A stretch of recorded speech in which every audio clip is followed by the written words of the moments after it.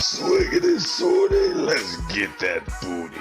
Hello everybody, welcome back to another episode of the SlimCogcast. My name is Slim Cognito, and you would know that because you found the channel, I hope. And let's not forget that, unfortunately, I am black. To jump into another episode, I want to go ahead and let y'all know that we got some things that I've been playing quite a bit this week. I hadn't watched a single thing, but like I promised, we will be starting The God of High School before we jump into Fire Force Season 2. We're gonna actually, I might make it a thing that every week we're gonna update with the newest episode of God of High School. Can't recall exactly how many episodes are out so far, but we will pick it up.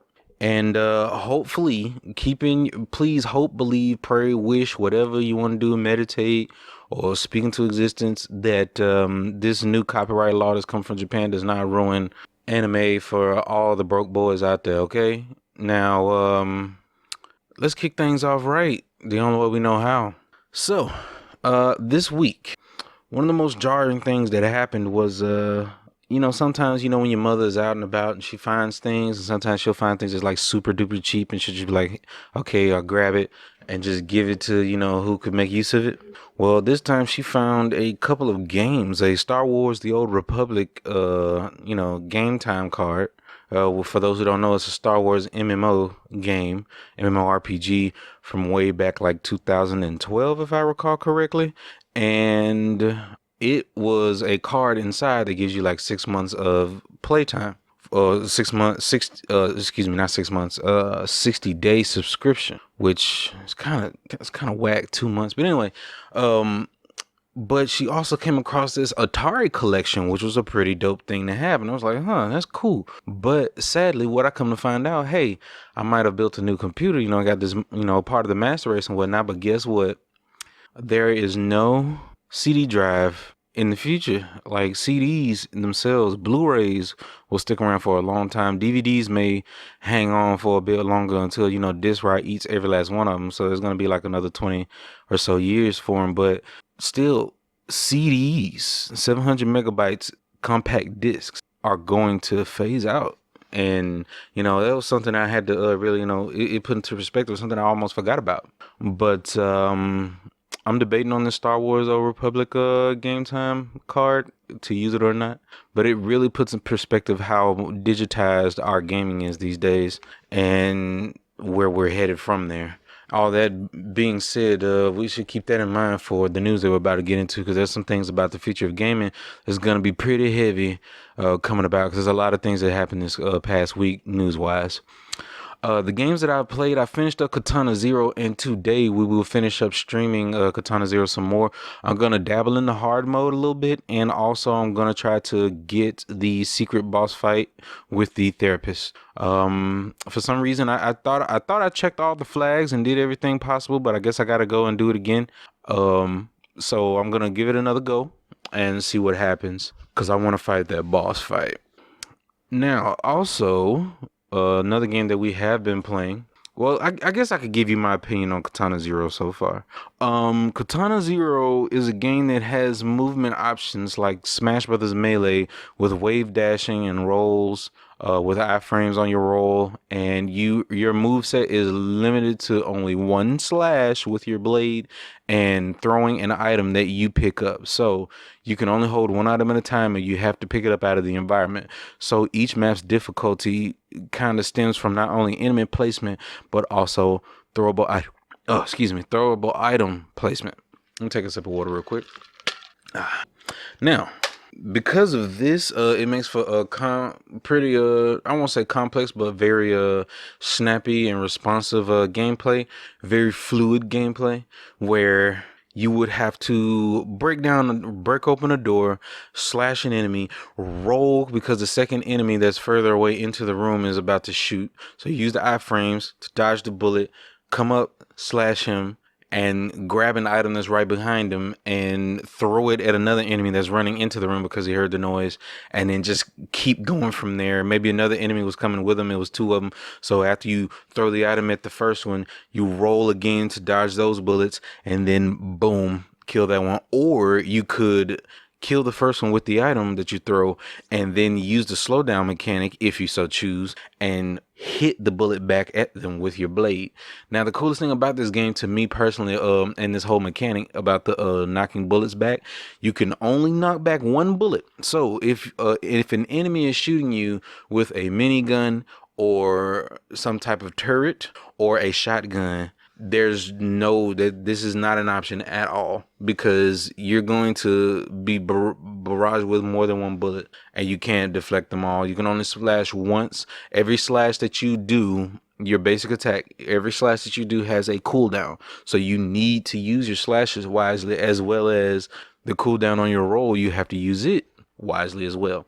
So it doesn't just hold your hand, but it doesn't just make everything ridiculously hard, at least on the normal difficulty. You unlock the hard mode after beating the game, and I'm gonna, like I said, I will give that a chance. There's also here comes the spoilers. Okay, so from this point on, here comes the spoilers, because I've talked about the gameplay. That's pretty much everything to the gameplay. It's simplistic in application. No, it's simplistic in concept, the entire gameplay and everything that you do, but in its application is where the complexity and the challenge and difficulty comes. So rolling past any type of harm or whatnot, and only attacking via items and your blade. That's everything. Now, as far as the story, here comes the spoiler. So please, if you plan on playing Katana Zero, which I highly urge you to do, it's very cheap. I think I got it for like $8 during a Steam sale.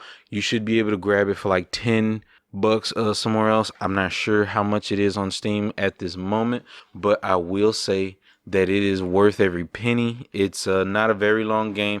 I want to say it lasts about, you could beat it in about a good 8 hours maybe.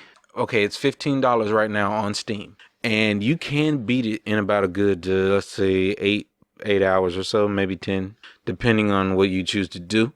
There are all types of dialogue options, branching happenings based on the options and dialogues that you pick, the things that you do, the way you play the game. If you choose to be obedient or defiant, those also have different types of outcomes, and it's actually dope. So here we get into the spoilers for the story. The way it starts out, you are this nameless character who is a samurai, obviously based off of his I guess you can't really call it a kimono, it's more like a gi.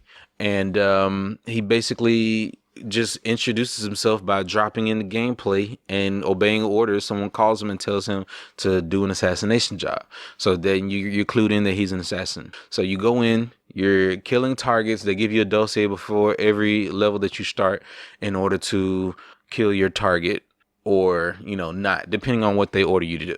Now, as you go forward, you get into the groove and you learn how to play and you see how things operate. Then suddenly you get to a mission where you have to infiltrate a prison to kill a target who knows information, and you need to get rid of him in his jail cell before he testifies. Go into the jail house, and suddenly you find out that everybody is already been massacred and murdered with a blade. No doubt. So upon realization, you just run through the whole area. You see nothing but dead bodies of security guards and officers. You get to the target, and he's already dead as well, drowned in his own toilet in the jail cell. Now, as soon as you get there and you realize your target's already dead, now all of a sudden the police swarm the place. There's police, and this is not just regular police, they're like SWAT, elite guards and whatnot, fully kitted in Kevlar armor and using night vision. But despite all of that, they still die from one slash from your blade, because of course you're the badass. So with this in mind, you have to navigate through, and you were told before you started the mission to not kill a single soul.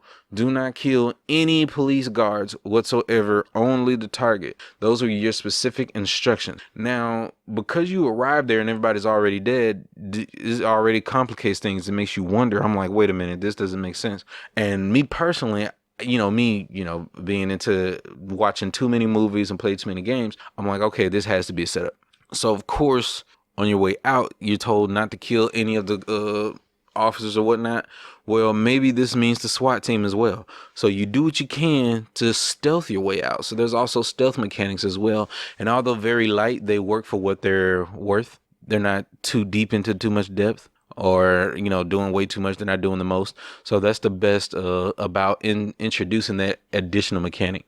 Now, on from there, you find out that you have even more to worry about, because there's another bladesman going around killing people, and they call him the Dragon. So initially you think that you are the Dragon as you go back home, finish your assassination mission, and you turn on the TV, and they're saying reports of a bunch of killings that happened at a prison and this place or that place that you were just at, and it seems to be the work of the Dragon. So you, the player, would assume that the Dragon would be you. Now, apparently, there's also another swordsman, like I said earlier, and he is considered the Dragon, and more of the plot unfolds as you go on. Now, what I've spoken about so far is just about the first hour or so of the game. So there's way more to it, and there's a lot going into the plot that has to deal with illegal drugs given to warriors, elite warriors, who... Basically, this drug is called Chronos, and it gives you the power to not only slow down time, which explains the mechanic that you use, but also recognition, I guess they called it. I think they called it, is it the precog or recognition? But basically, you get to rewind and redo events all over again, and there's a lot of clever moments where they use this mechanic, not only in combat gameplay, but also in dialogue gameplay. So this is actually pretty dope to me. And, yeah, I highly urge you guys to give it a go. You won't regret it. It's got amazing music as well, the retro wave, but it's not just the generic retro wave. It's the good stuff, more on the techno electronica side of the electro wave, and it's super good. It's super good. Like it's let's say Dr. Disrespect soundtrack on crack. So highly urge you all to give that a go. The other game that I have been playing this week, we got a hold to a copy of Rocket Arena. Been playing some more of that, and it's been popping. It feels very good to play, honestly, I gotta admit. I had really high queue times. The queue times didn't go down until I enabled crossplay. I guess they figured, crossplay would be something not only good to have, but also a necessity, since there's a paywall on the game. It's pay to play. And I really want more people to play that game. It's a shame that more people don't realize how fun that game is. But I could also understand that it might be frustrating for some, especially newcomers, when most of the gameplay consists of you shooting people until their damage hits the highest threshold and then knocking them out of the arena, rather than just shooting to kill. So that means that it can be very frustrating for someone new who's not that great at the game, or not used to a certain character, and the losing side consists of getting hit over and over and over and over until you inevitably get knocked out of the arena, and you're knocked down a peg, you lost another life, and it's more in the favor of the enemy. So it can be very frustrating. Like it's rage inducing to get hit repeatedly by someone who's lining up their shots perfectly. I, for one, am not in the good graces, I assume, because I play General Top Notch and Boone and Zeke. So those two characters, I won't say they're cheap, but they do not play around. So I'll just back out gracefully before I hang myself. Furthermore, what we've been playing this week, we turned on the old PS4, and we got a chance to finally dive into a Telltale title that I have not played yet, but it's my first time playing, and I've always wanted to play it for I think that game came out like 7 years ago, and I finally got a chance to play it properly, because one of the reasons I played and bought every Telltale game that's ever released, except for like the latest Walking Dead that recently came out, but every Telltale game that ever released, I bought every single one, and I've been a huge fan. And The Wolf Among Us is one that I missed out on, largely because when it was first released, it had a lot of bugs, load time problems, popping issues, texture issues, a subtitle lag, all type of problems. And initially I was on the PS3 at the time, so I wanted to play the PS4 version, but completely forgot and side-skirted after I got my PS4 way down into 2016. So finally, I made it, I got a hold of a copy and played it, and I gotta say, The Wolf Among Us is an amazing narrative, and I hate to say it, it may be my favorite Telltale game. It's hard to say, because my favorite Walking Dead Telltale game clearly is, I want to say maybe, was it season 2? I think it was season 2. Yeah, because that was the moment where I think that's where we were beating the guy to death who was like running the whole community or whatnot, but he was an asshole, and not only did he mistreat Clem, but also he was mistreating others, and you had the choice to make Clem watch him get his ass beat. I think that was season 2. I think so. It's between season 2 of Walking Dead and The Wolf Among Us as my favorite narrative overall for all the Telltale games, and that's astounding. But there's a lot of good stuff that has happened thus far. I really do want to catch up, so I'll probably go ahead and grab the latest Walking Dead as well. But The Wolf Among Us is amazing, and not only did I have the incentive to go ahead and grab it because the sequel was announced, but also I hear a lot of positive things about Fables, the original comic that it was based off of, which I might get to reading that too. So we'll see. But yeah, we've been doing a lot of gaming this week, a lot of gaming this week, and I've enjoyed the most time because a lot of my games consist of high octane, high skill, high reaction time. And it's been a bit of, I'm trying to keep it from being a burnout, trying to keep from hitting that point. So, but boy, have I been enjoying me some friggin' The Wolf Among Us. Now, this game and how the narrative unfolds, for those who don't know, I'm sure there's plenty out there who already have played or at least watched a playthrough of it. Because to be fair, it's pretty much the same experience whether you play it or watch it. I won't say it's the same experience because the tension that you feel and the weight of making decisions can only be felt if you're playing the game. But if you're watching somebody else make the decisions, then all of that is evaporated, and that takes away a good more than 40% of the experience, in my opinion. So, but anyway, I know. But you guys, I know if you can't afford to buy the game, I understand. But if you can play the game, don't watch it on YouTube. Okay, if you know it's good and you've seen like the first few episodes on a first hour or two, on YouTube, just go ahead and buy the game. Just play it, okay? Or just do like I do and just be patient and play the games that you already have on your backlog until the game becomes cheap enough to where you could just grab it for like $10, $5, 12, things like that. But The Wolf Among Us, the whole premise of this game, you play the character named Bigby, aka the Big Bad Wolf, and you live in New York City along with other fabled creatures from fairy tales of old. They migrated from the woods to New York in order to live amongst the humans, I suppose. Either that or they've been living so long as immortal beings for hundreds of years that they had to live amongst humans. And they hide their form using magic, aka glamours, which they actually have to pay for using money. So not only do they live in New York as a human and have to make rent, raise children, be a part of politics, etc., but also they have to live amongst the humans as something else entirely. So they have their own community, their own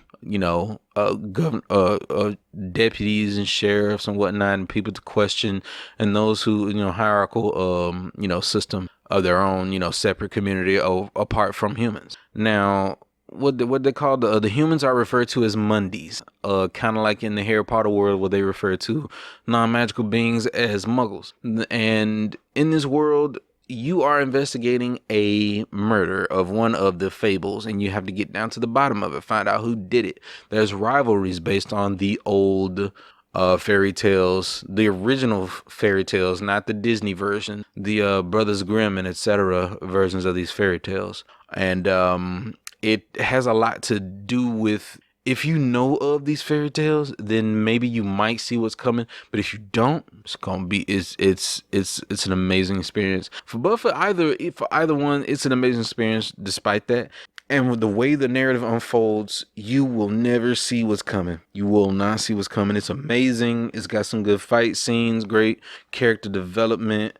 The Big Bad Wolf playing his part. If you so choose, you could either be the big bad wolf that scares everybody, intimidates to find your answers and find the killer, or you could be the type of big bad wolf that let I guess you could say, the feminine wiles of Snow White teach you a different way of going about things and being more nice, upbeat, and understanding at times to the people of Fabletown. So you have your choices there. And this is the first Telltale game in my memory. I think this is the first time that they experimented with a better QTEs when it comes to like interactive fight scenes and whatnot and chase scenes that made its way into The Walking Dead season 2, I believe. Season 3, excuse me.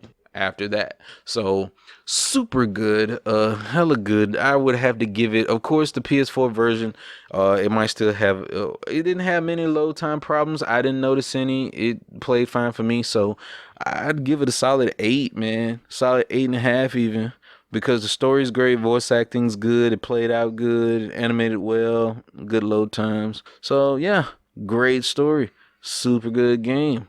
People need to play it. If you haven't, grab it.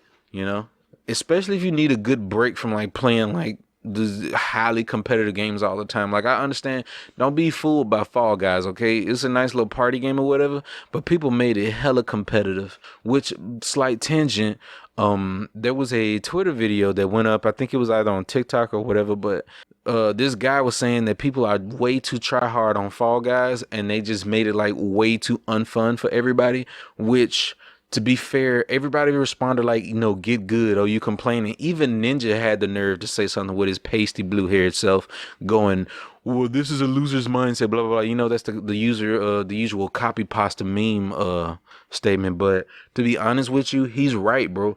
Competitive gaming damn near ruins games in one aspect. If you play games for the art or for the fun, if you get into games for the competitive scene, you're going to ruin your own perspective and fun and enjoyment of this medium, this form of media.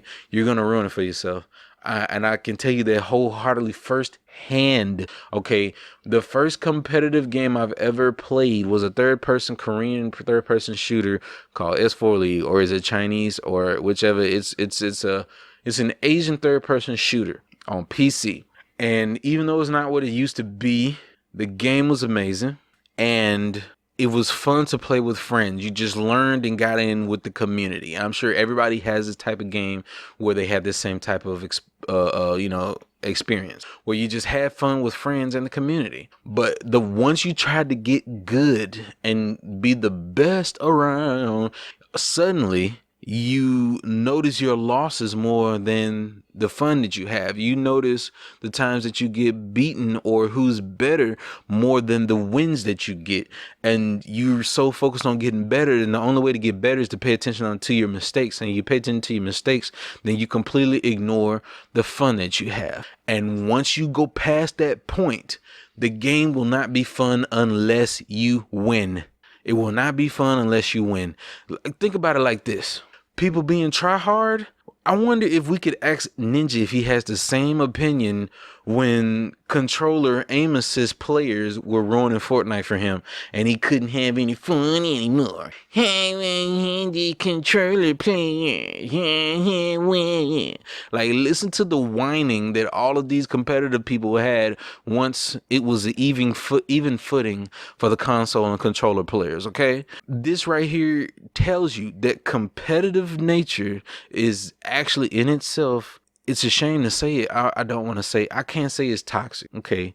Because the competitive scene is good too, because I like improving. I play fighting games, I play shooters, and I love improving. Hell, my favorite franchise of all time are Platinum Games and Clover Studios games, which are centered around getting better at the game. Devil May Cry, Beautiful Joe, God Hand, etc., Bayonetta, and onward. So my thing is, if this toxic behavior is linked to overly competitive behavior, then you cannot blame people for not wanting to play video games if the competitive scene is forcing everybody to be sweaty like them.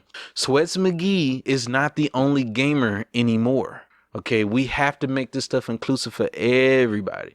So what do? I mean, on the developer side, you can try to go the Smash Brothers route and say you do it for fun or for glory and have people queue up for those. But you end up with the problem of human nature.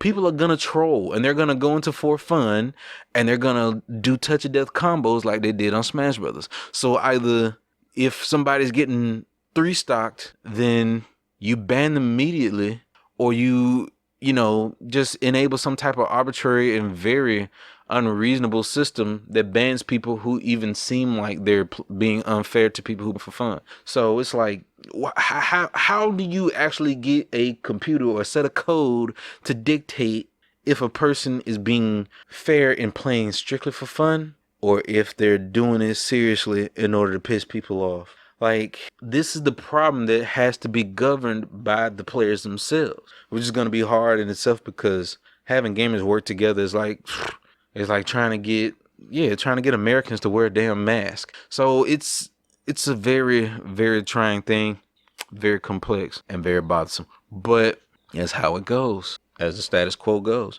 Now, here we are. We're dealing with so much that has to do with that. If you just pay attention to what's going on, ask yourself, are you having fun? If you're actually having fun, or are you just going through the motions? Or do you only have fun when you win? Or do you only have fun when you win, or when you're drunk and just saying, fuck it, I don't care, and you're throwing the game? Yeah, ask yourself that. And think about playing other games. Don't always play competitive shit all the time. You don't have to become Shroud. You don't have to be Dr. Disrespect. You don't have to be Ninja. I hope you don't want to be Ninja. I would never want to be Ninja. All the money in the world would not have me trade in melanin and a real personality.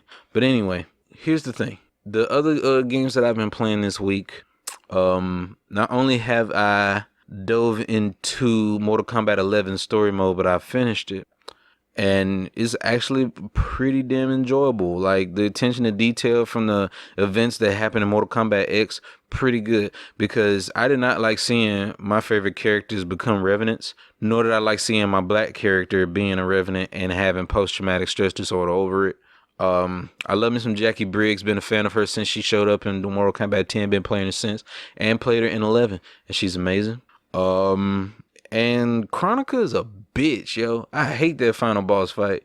It's like, it's so cheap. Like, the chip damage does damage like regular hits. But at the same time, I love it because it's just like the boss fights of yore. Back in the days of every fighting game, the boss fight is always ridiculous. So, Seth, Aegis, M. Bison, Idol, whether it's, Street Fighter or Soul Calibur or friggin' Killer Instinct, all of those classic final boss fights were always bullshit.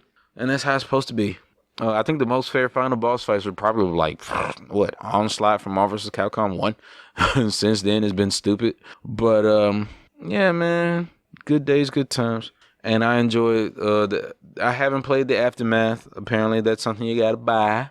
And dropping ducats is not really advised right now because I got, like I said, too many games on backlog, and I really shouldn't. Hell, I even caved in on a $5 skin because I have to have every Udyr skin. So yeah, let's not. Okay, that's all I'm spending. I ain't spending for right now. We got a bunch of stuff to play. Hell, I don't know what I'm gonna play this coming week. It's because I did download the Batman Enemy Within Telltale game, which was a sequel to the original Batman Telltale series game, and I also I'm thinking about getting into the Evil Within.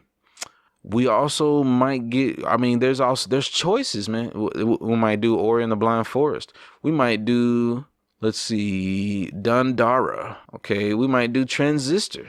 So it's some choices out there, and we just gotta jump right on in and see what's the deal. Hell, there's even more stuff over on the Epic Game Store. They're coming out with stuff every week, bro. They just released Remnant for the Ashes for free. You can grab that in the Epic Game Store if you're on PC.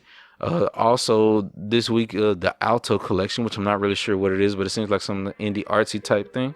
And it's just a bunch. Like, my library on the Epic Game Store has grown massively, and I've only had it for like 2 months. Friggin' just all type of stuff, man. I even got GTA 5 installed, and I just wanted to go through the story mode again for fun because I enjoy it. Like, it's a fun story mode. It's actually good. I enjoy everything that's within it and all that it stands for and what it means. Now, should I make a video discussing the differences between the Grand Theft Auto franchise and comparing them all from one to the next? But either way, I think that's the gist of everything that I've played this week. Yeah. So I guess we could jump into the news. Now, first thing on the docket. we're going to jump through these because we got a lot of stuff that happened. Games sold in Australia now disclose if they have in-game purchases. Now, to sum it up, basically, games, according to the ESRB, they had to start putting special stickers on video games to let people know before they purchase the game that it will have in-game transactions and microtransactions. So, therefore, to side skirt a lot of the problems that they've been having with loot box and overspending and microtransactions, so that those who are parents, I guess you could say, could be more informed on purchases for their children. And it gives more, it offers more transparency, so you won't be able to, back in hit people over the head with microtransactions retroactively. Anywho's, this right here is not really much to it, but I feel it's a need to report on it, because if this is as big a deal as Australia says it is, if it's that big of a deal, then at least we have something moving forward that's taking care of it, and hopefully it'll appease people. But I'm not sure if it'll completely satisfy them in terms of loot boxes and, the gacha system of gaining items in games. PC players make up nearly half of gaming audience study finds, and according to these statistics, which, like I said, are based on the scope that they're only true based on the scope that they're based on, that they're focused on, rather. And with this one, I give this a pass because it seems to be somewhat, what's the word I could say? I won't say it's more or less factual. I'll just say it seems more plausible. Now, it says that 40% of the population on the planet consumes video games, and 48% of the 3.1 billion gamers are on PC. That's 1.5 billion, and 8% are considered to be primarily console users, but they have the highest spending player per player.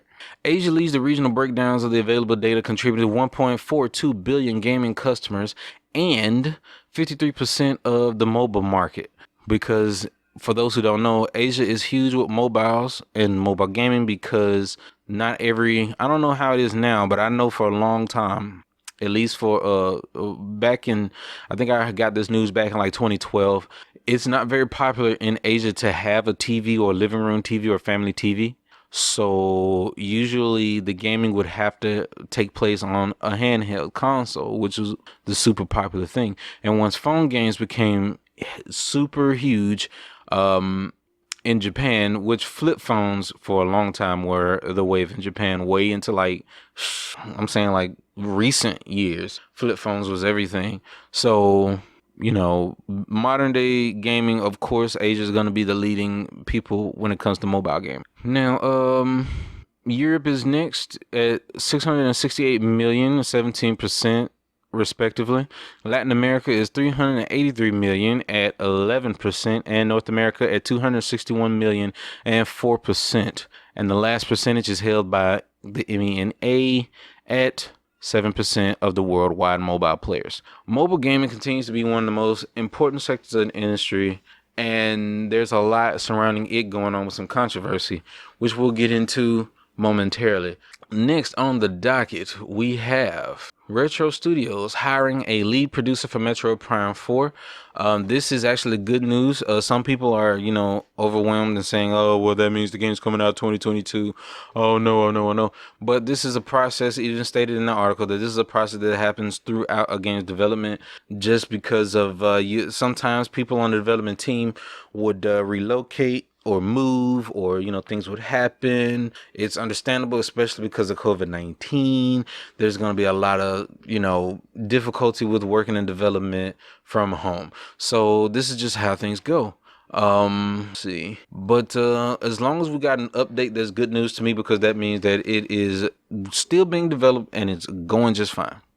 Sony confirms next-gen VR headset is in the works, presumably for the PS5. This whole article will be just summed up to this. There are rumblings about a next-generation VR headset mounted display. So that means that most likely the next PSVR is going to be maybe wireless and just have a little more beefy processing power. So this right here is something that I want people to understand. You can't replace controllers, number one, but VR is very neat. It is very cool, but you can't replace controllers. All right. That being said, until VR becomes micro enough to where they can actually sell PS4s in a bundle without going too far over the usual price for a console. Not PS4s or PS5s, or whatever console they're in made for it at the time. Those VR headsets cost a pretty penny, almost an entire console. Actually, yeah, they do cost an entire console, and yet the library of games that are made specifically for it, way too huge. So until this becomes micro technology enough to where it can easily be produced and cheaply sold, it's not happening. It's gonna forever be a gimmick up until then. It might sell console, make it look like it's something cutting edge. The last thing that they need, to make the PS5 seem cutting edge, because all in all, every console right now, the only thing making it seem cutting edge and the only improvements that we have so far is just faster data transference from RAM to storage and SSDs. Plus, I think that's pretty much it. Just beefy, just better GPUs and CPUs, but everything else is pretty much the same. So you can't really just improve. It's not the technological leap like we had from the Super Nintendo to the 64, or the PlayStation 1 to the 2, or the 2 to the 3, and so on, or even the 3 to the 4. So it's just not much else to do graphical wise. Everything else is just gonna have to be about performance. You can't making games look real should have never been the objective, in my personal opinion, because it's an objective that's easily achieved. It's very easily achieved, and plus it's more jarring than immersive. I get more immersed in a game that takes me out of reality than to remind me of reality. As much as I enjoy Naughty Dog's titles, they are amazing, but I'm never gonna up and admit or believe that it's real, because I'm looking at the game, and you're gonna see the things in the game that cannot be that can't emulate real life. Okay, if I'm looking at grass, looking at animals in a video game, I could tell that it's not real on first glance, or at least a few seconds of it being animated. It's cool to appreciate the art, but it's not more immersive just because it's imitating real life. All right, it's more immersive when it's a fantasy set. Now, for those who may have different opinions, I would like to know. Go ahead and let me know. Leave a comment or tweet. Send me a tweet or something. Let me know. But personally, this is how I see it. Realism in graphics should have never been a priority, because once we get to the point where there's no need to make it more real than it is, and you're just wasting man hours into making a game look pretty, which is a temporary appreciation. You could look at a pretty game and say, oh, that's nice, but you can't just appreciate it timelessly like you could the art of Chrono Trigger or the art of Zelda Link to the Past. You can't really see those type of things happen that way. So that's just my humble opinion. Now, PSVR to me is still a gimmick, but I would love to play me some Beat Saber. It looks cool. Call of Duty Modern Warfare and Warzone Xbox One players are forced to download 66 gigabyte patch to fix weapons graphics glitch. That's insane. Now, basically, the new update, PS4 owners had like a 1.2 gigabyte patch. PC had like a 0.88 gigabytes, which is about 880 megs, give or take about a good 10.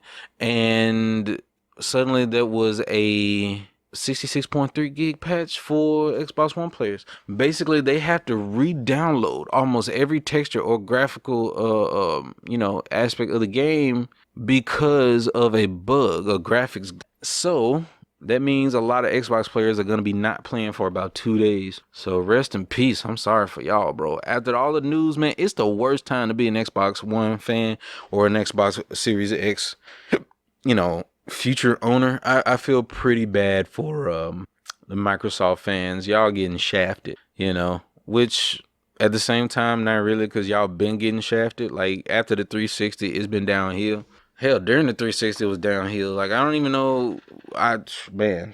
It's so many good games stuck on the 360. It's a damn shame. I've still yet to play Shadows of the Damned. I think that was like a PC and Xbox exclusive. One of the Suda 51 games I really wanted to play, and I think you can only play it on the 360. And games like Lollipop Chainsaw just being held hostage. Like, damn. And that game and that console had hella red rings of death. I'm not gonna go down this tangent. Anyway, it's a damn shame that this had to happen to the Microsoft fans, and I pull one out for y'all. But yeah, get wrecked at the same time. No, game developers are struggling to scale down next gen games for PS4 and Xbox One.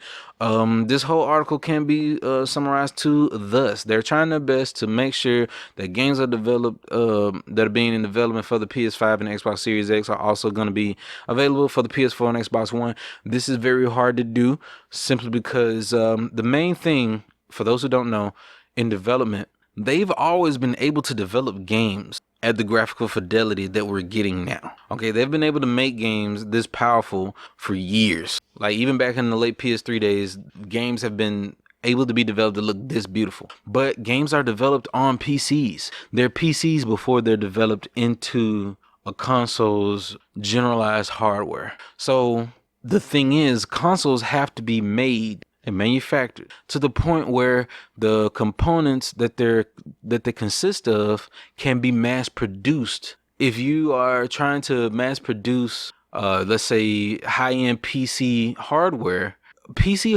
costs. That's why building a PC costs upwards of $700, $800, $900.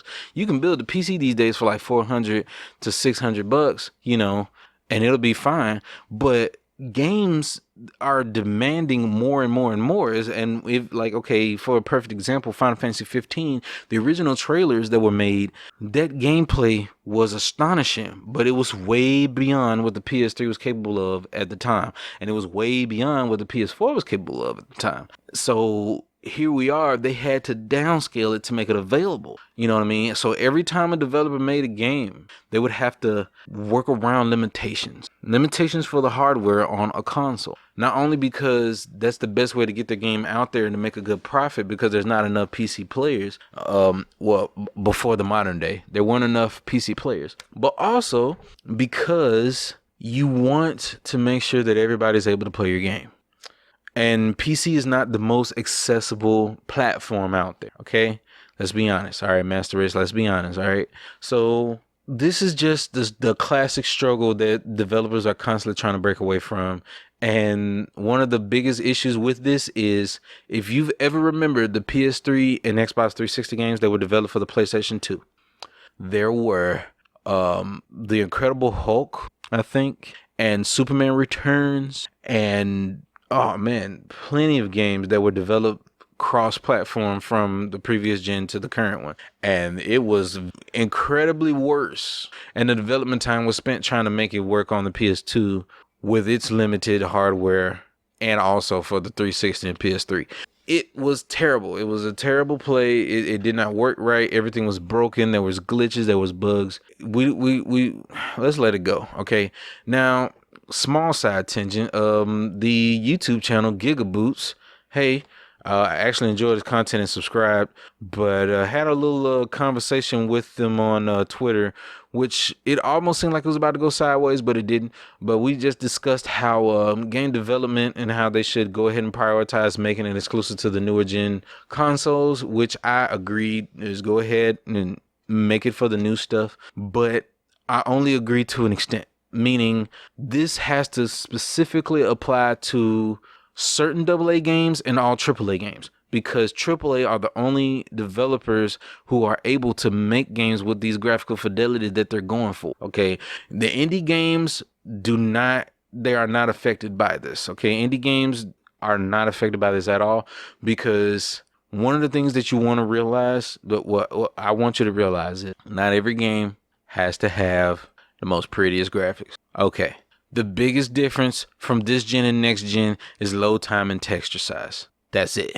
That's literally it. There's no limitations in storage, and there's hardly as many limitations in CPU and GPU. All right. That being said, if these games are not a huge leap in performance from the PS4 and the Xbox One to the PS5 and the Xbox Series X, if it's not a huge leap in performance, then this right here is just complaining for the sake of complaining and headlines for the sake of headlines. All right. So this is one of those things that you can't prove nor disprove until it happens.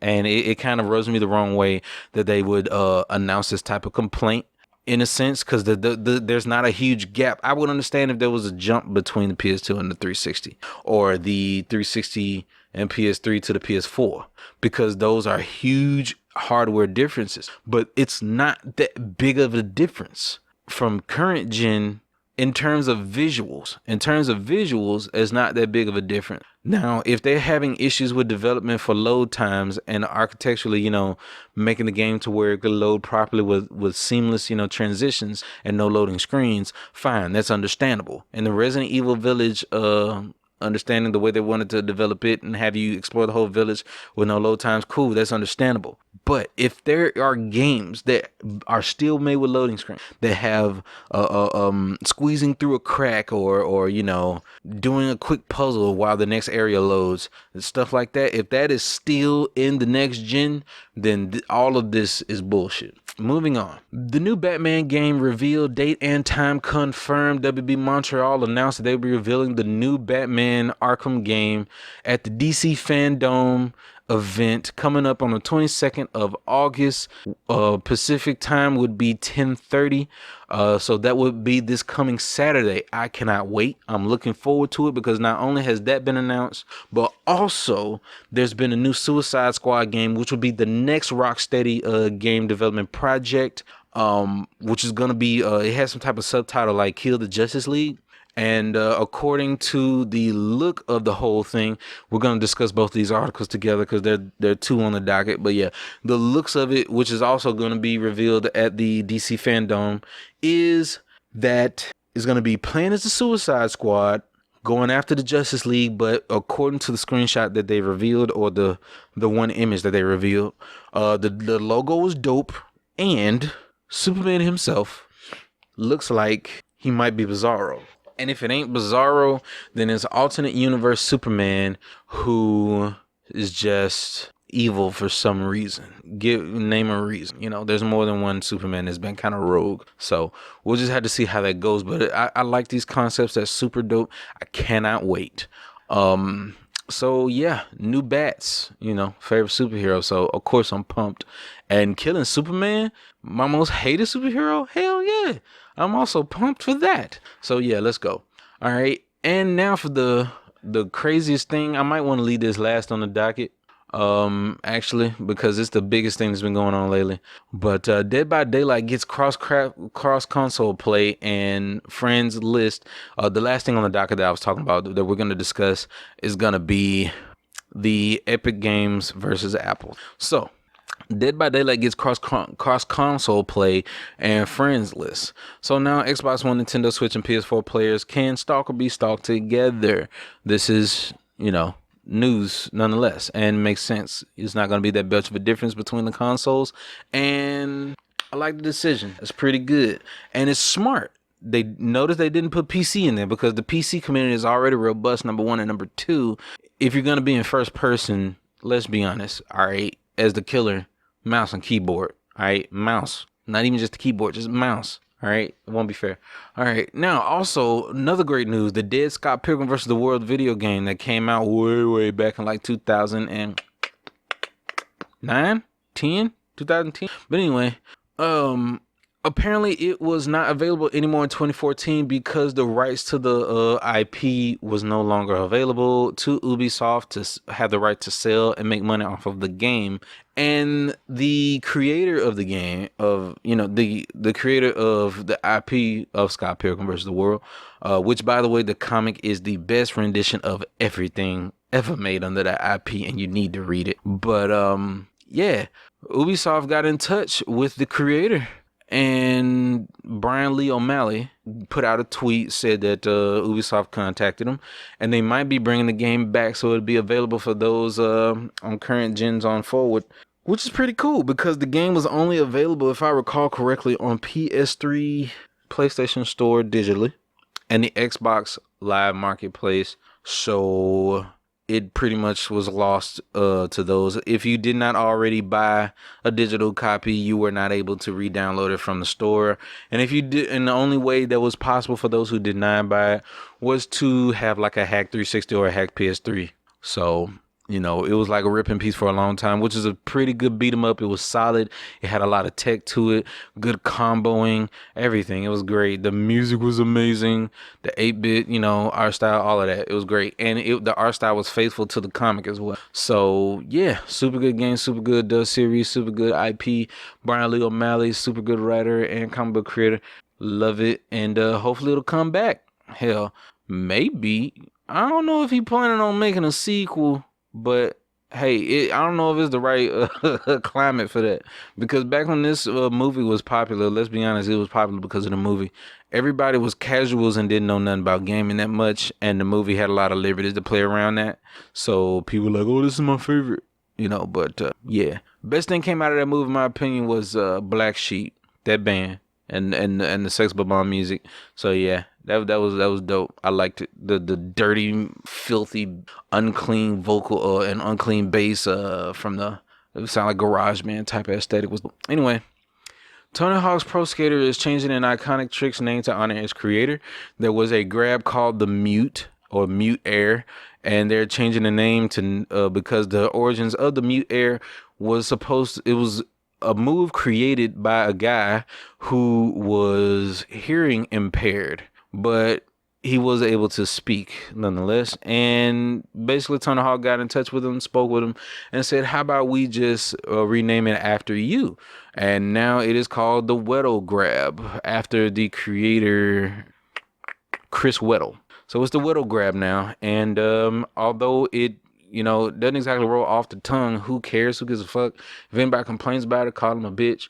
Cause this is dope, and that's how you give back. You know, you give respects to it. You feel me? Like, now people know who he is. More people say his name now just because of that, and that's dope. And also, it's, you know, less offensive. You know what I mean? Because of course, let's be honest, it was the edgy days of skating. Like, that was back in days where it was always edgy. Like, it was funny for Paulie the Paraplegic. Oh my goodness, bro, quadriplegic. He was just a wheelchair-ridden asshole of a kid, and the stuff he did and said was like, wow. But it was, you know, it was edgy at the time, so it was funny. I found it funny. It was cool.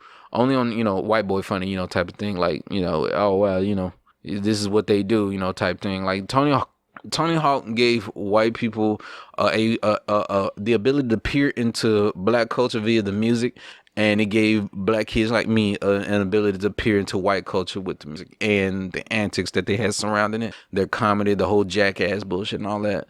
So yeah, this is pretty dope. And moving on.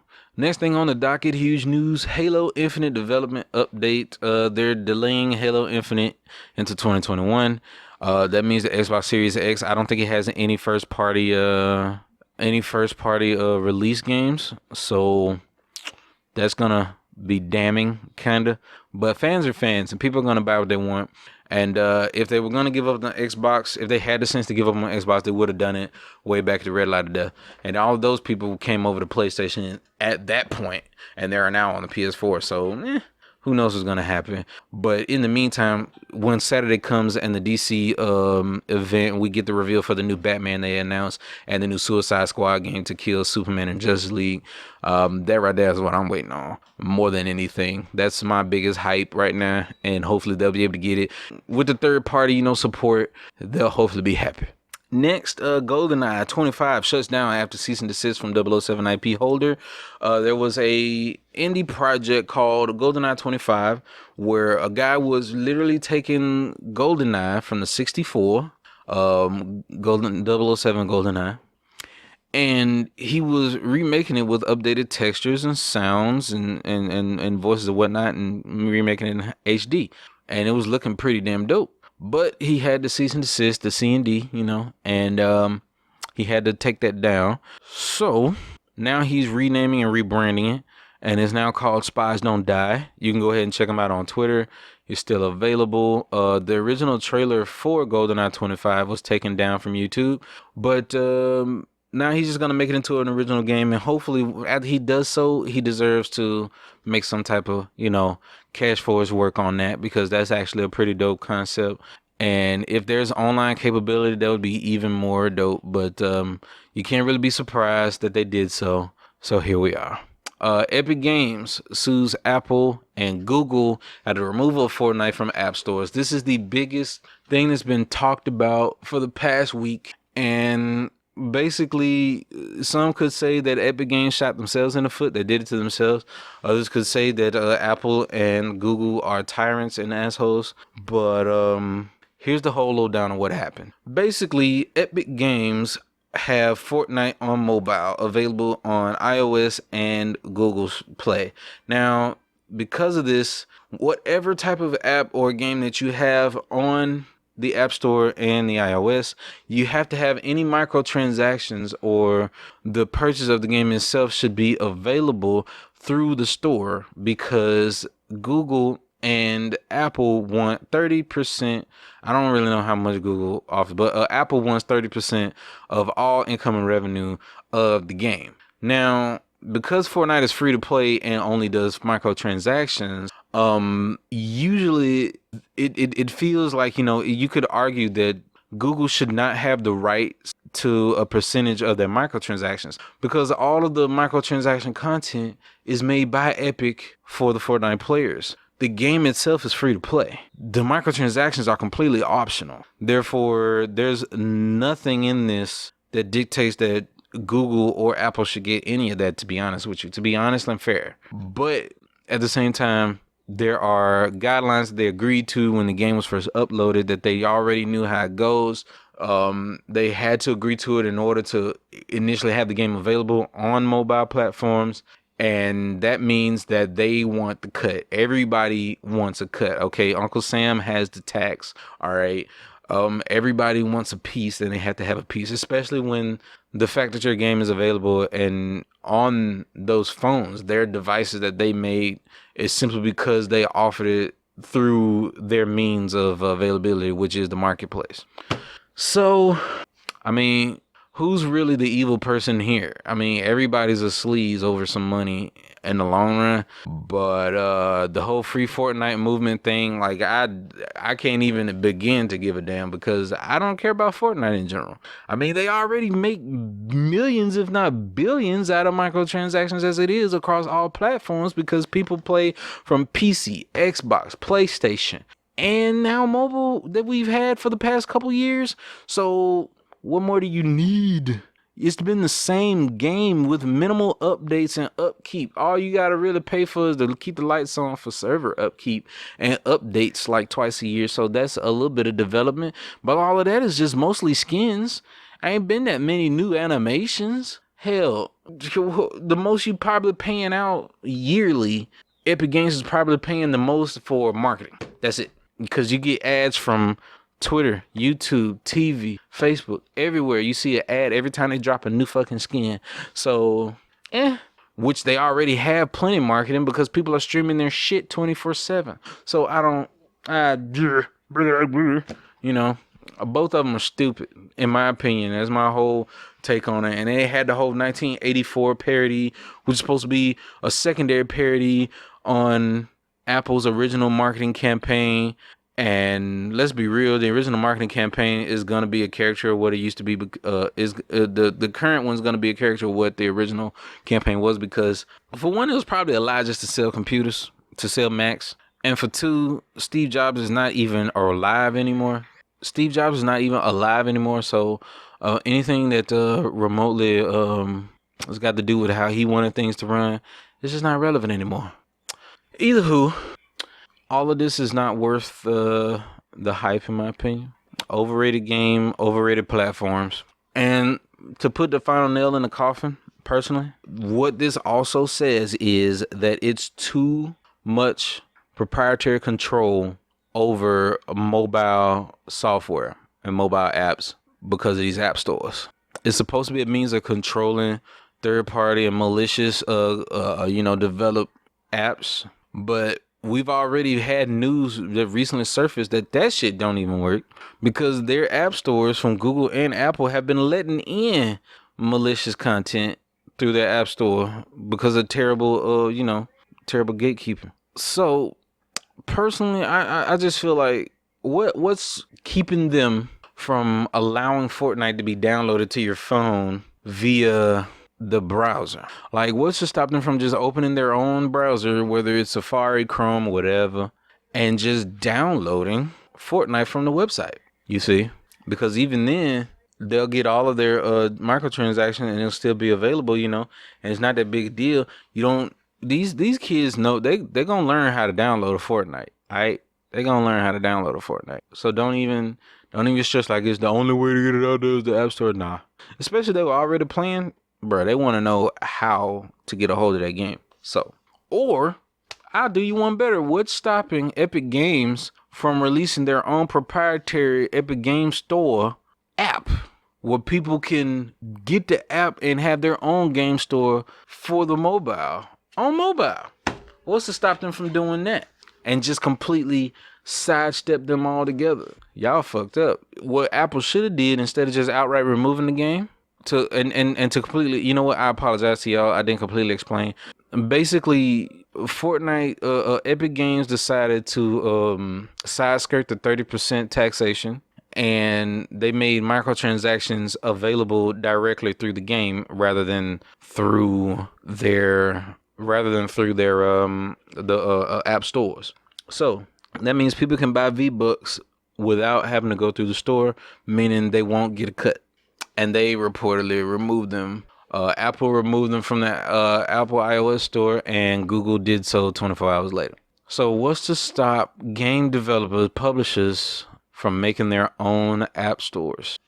Game app store. So that's something for your brains to chew on and think about that, because I believe that's where it's gonna head if they keep the bullshit up. They shouldn't renegotiate it or something, or you know what I'm saying, see if they could have changed it or whatever. But that right there, it's a bunch of scummy shit going on, and they just gonna have to fight it out. I like to see these upper 1% too damn rich, having too much money in their pockets as developers butting heads against each other. So whatever. All in all, I'm gonna get the hell up out of here. I'm finna go play some video games. Probably gonna play some Rocket Arena. Probably gonna play some Batman, The Enemy Within. Who knows? All in all, I want y'all to take care of yourselves. Play some video games. Stop playing sweaty games all the time. Stop playing competitive shit. Have you some fun. Get you some single player to relax and play competitive with friends only. If you play League, you ought to know what it's like when you lose the fun for a game, because there was a day when League used to be fun. Yeah, I know. That's why I mostly drop in, do some ARAMs, a few normals from time and again, but I don't rank. Enjoy yourselves. Have fun with your video games. Look after your health. Put a damn mask on. Like, comment, subscribe. Tell me what you think about all these stuff. Give me your honest opinions about these things. Do you think I'm right? Do you think I'm just a black dude rambling into a microphone? Because you might be half right. But if you're half right, that means you're half wrong. But I want to hear your side of the story. I want to hear your half. In the meantime, love, peace, and hair grease. And always remember the channel motto. Intentions are the most important. Actions ain't nothing but loud. And words don't mean a damn thing. Love y'all. Peace. Okay, that's making things a little complicated. Bruh! Did you see that anime ass shit right there?